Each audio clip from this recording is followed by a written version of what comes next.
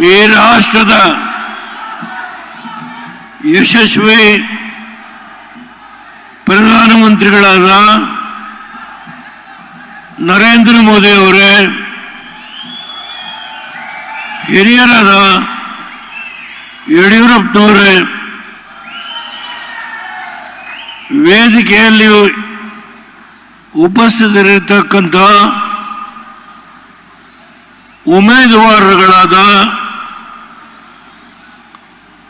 ಯದುವೀರ್ ದತ್ತ ಅವರೇ, ಶ್ರೀಮಾನ್ ಕುಮಾರಸ್ವಾಮಿ ಅವರೇ, ಬಾಲರಾಜ್ ಅವರೇ, ಪ್ರಜ್ವಲ್ ರೇವಣ್ಣವರೇ, ಮಾಜಿ ಲೋಕಸಭಾ ಸದಸ್ಯರಾದ ಸುಮಲತಾ ಅವರೇ, ವೇದಿಕೆಯಲ್ಲಿ ಕುಳಿತಿರ್ತಕ್ಕಂಥ ಎಲ್ಲ ಮಾಜಿ ಮಂತ್ರಿಗಳು, ಮಾಜಿ ಶಾಸಕರು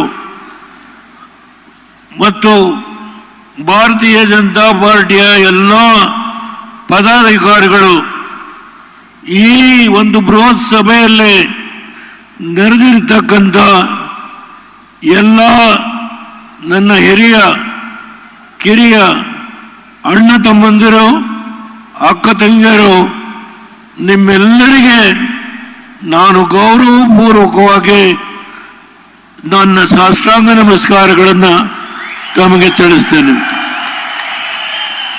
ಇಂದು ಯಶಸ್ವಿಯಾಗಿ 10 ವರ್ಷ ಈ ರಾಷ್ಟ್ರದ ಪ್ರಧಾನಮಂತ್ರಿಯಾಗಿ ಈ ರಾಷ್ಟ್ರಕ್ಕೆ ಗೌರವವನ್ನು ತಂದುಕೊಟ್ಟಂತ ಒಬ್ಬ ವ್ಯಕ್ತಿ ಯಾರಾದರೂ ಇದ್ರೆ ನನ್ನ ಪಕ್ಕದಲ್ಲೇ ಕೂತಿದ್ದಾರೆ ಶ್ರೀಮಾನ್ ನರೇಂದ್ರ ಮೋದಿ. ನಾನು ಎದ್ದು ನಿಂತುಕೊಂಡು ಗೌರವ ಸಲ್ಲಿಸಲಿಕ್ಕೆ ಸಾಧ್ಯ ಆಗಲಿಲ್ಲ. 2 ಮಂಡಿ ನೋವಿದೆ. ನಾನು ಅವರು ಕ್ಷಮಿಸಬೇಕು ಅಂತ ಹೇಳಿ ನಾನು ಅವರಲ್ಲಿ ಪ್ರಾರ್ಥನೆ ಮಾಡ್ತೇನೆ.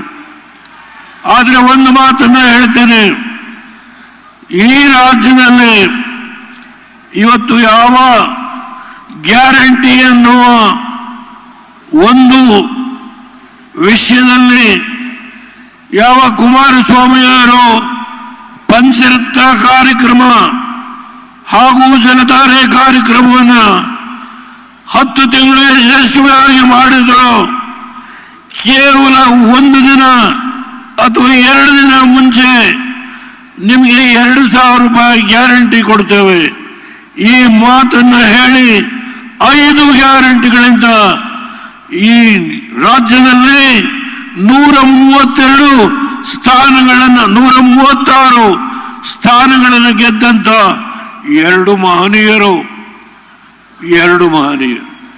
ಇವತ್ತು ಪಕ್ಕದಲ್ಲಿ ಕೂತಿದ್ದಾರೆ.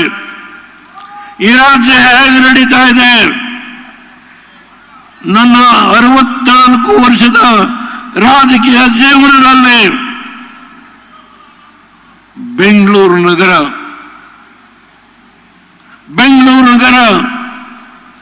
BDA, Bengaluru development authority, Bengaluru corporation, Bengaluru planning authority, ಅದರ ಜೊತೆಗೆ ಇರಿಗೇಷನ್, ವಾಚ್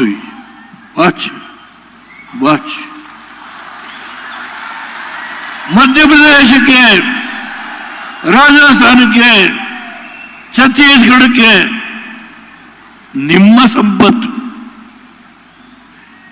ಕರ್ನಾಟಕ ಜನತೆಯ ಸಂಪತ್ತು. ಈ ಸಂಪತ್ತನ್ನ ಕಳಿಸಿ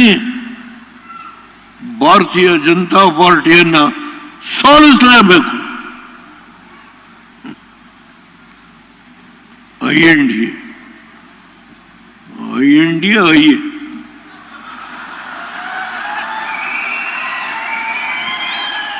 ದೇವೇಗೌಡರು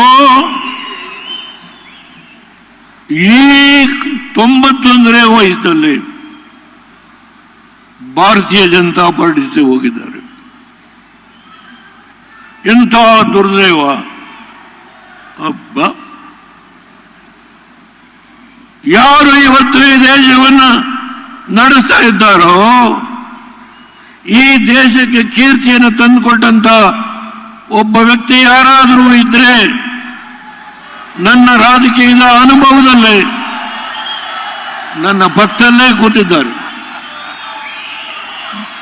ನರೇಂದ್ರ ಮೋದಿ.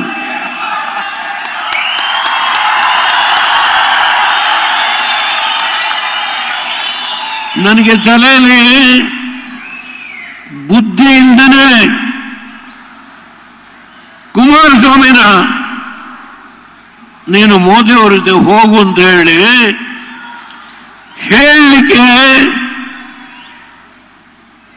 ಈ ತಲೆಯಲ್ಲಿ ಬುದ್ಧಿ ಇಲ್ಲದೆ ಹೇಳಲಿಲ್ಲ.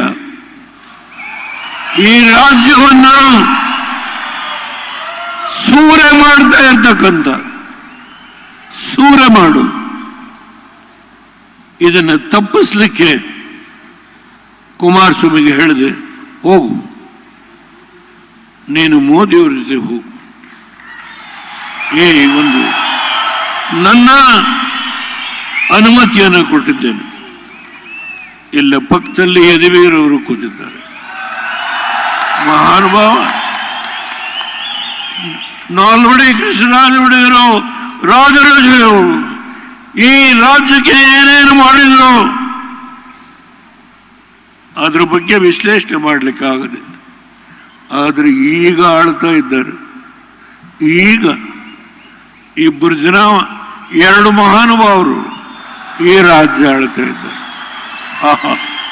ಆ ಪುಣ್ಯಾತ್ಮರಿಗೆ ನಮೋ ನಮೋ ನಮೋ. ಮೋದಿಯವರ ಬಗ್ಗೆ ಎಷ್ಟು ಲಘುವಾಗಿ ಒಬ್ಬ ರಾಜ್ಯದ ಮುಖ್ಯಮಂತ್ರಿ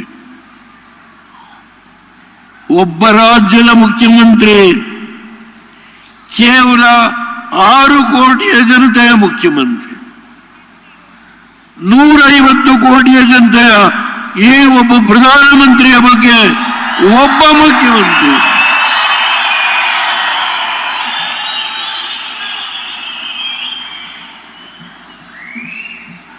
ನಾನು ದಿನಕ್ಕೆ 4 ಸಭೆ ಮಾಡ್ತೇನೆ. ಈ ವಯಸ್ಸಿನಲ್ಲಿ 3 JDSಗೆ ಸೀಟ್ ಅಲ್ಲ, ನನಗೆ 28 ಸೀಟು. ಏನು ಈ ರಾಜ್ಯದಲ್ಲಿ, ಅದು ತುಮಕೂರು ಇರ್ಬೋದು, ರಾಯಚೂರು ಇರಬಹುದು, ಬಿಜಾಪುರ ಇರಬಹುದು. ಯಡಿಯೂರಪ್ಪನವರೇ, ಈ ರಾಜ್ಯದಲ್ಲಿ ದುಡಿದಿದ್ದೇನೆ, 60 ವರ್ಷ ದುಡಿದಿದ್ದೇನೆ. ನೀವೆಲ್ಲಿ ಕರೆದೆ ಅಲ್ಲಿ ಬರ್ತೇನೆ, ಆ ಶಕ್ತಿ ಇದೆ.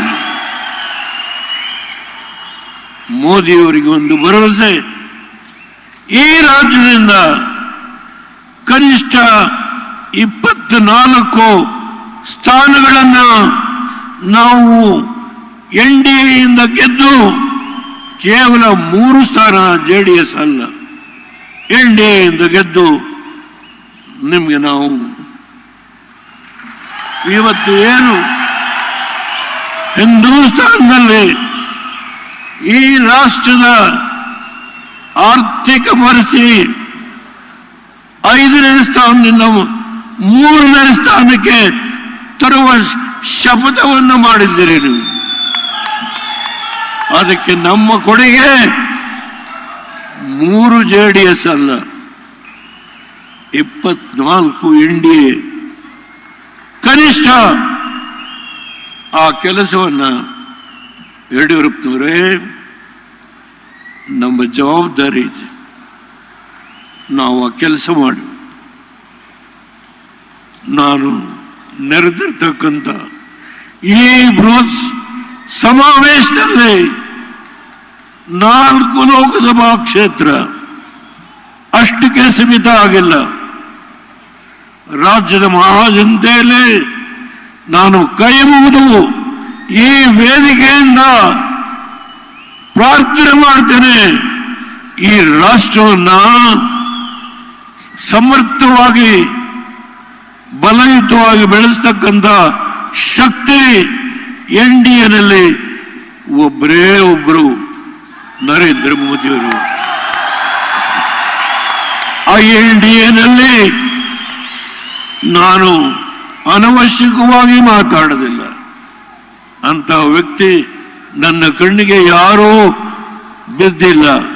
ದಯಮಾಡಿ ಆ NDA ಅವರೆಲ್ಲರೂ ಗೊತ್ತು ನನಗೆ, ಅವರು ತಪ್ಪು ತಿಳ್ಕೋಬೇಕಾಗಲ್ಲ. ಈ ದೇಶ ಉಳಿಸೋಣ, ಈ ದೇಶ ಉಳಿಸೋಣ. ಇದು BJP ಪ್ರಶ್ನೆ ಅಲ್ಲ. NDA ಪ್ರಧಾನಮಂತ್ರಿ 3ನೇ ಬಾರಿಗೆ ಅವರ ಕನಸು 400 ಸ್ಥಾನಗಳನ್ನು ಏನು ಗಳಿಸಬೇಕು ಅಂತ ಇದ್ದಾರೋ ಅದಕ್ಕೆ ನಾವು ಕನಿಷ್ಠ 24 ಸ್ಥಾನಗಳನ್ನು ಕೊಟ್ಟು ನಮ್ಮ ಕೊಡುಗೆ, ಕರ್ನಾಟಕದ ಮಹಾಜನತೆಯ ಕೊಡುಗೆ ನಾವು ಕೊಟ್ಟಿದ್ದೇವೆ.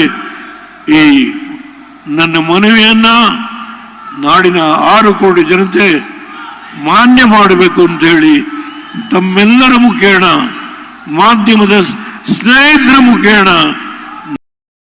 ಮಾಡಿ ನನ್ನ ಮಾತನ್ನು ಮುಗಿಸ್ತೇನೆ. ಜೈ ಹಿಂದ್, ಜೈ ಭಾರತ್.